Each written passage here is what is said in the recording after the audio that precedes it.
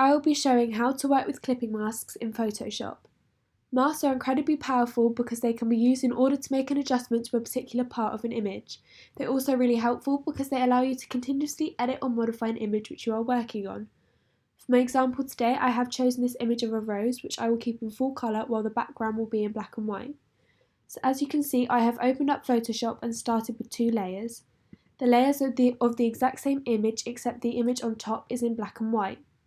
So you want to have this image selected in the layer panel. Then if you go down to the set of icons at the bottom, you want to have the white rectangle with the black circle in the centre. Once you select this, it will create a clipping mask on your layer.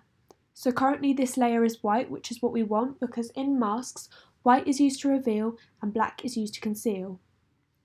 You then want to go over to the toolbar and have the paintbrush selected with the colour black. And make sure you have a sensible brush stroke. From there, you can start to paint out the areas of the image you want to be in colour. This reveals the red underneath. You want to carry on doing this until you have coloured in the bulk of the image. If you accidentally go out the lines and make a mistake, you can simply switch your brush back to white and delete the mistake. But remember to go back to black after to carry on revealing the colour. To get more concise, I recommend reducing your brush stroke and zooming in to do the edges. This allows you to be precise and not reveal the colour you don't want to.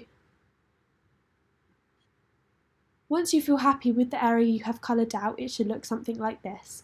So as you can see, the rose is red but the leaves in the background are black and white.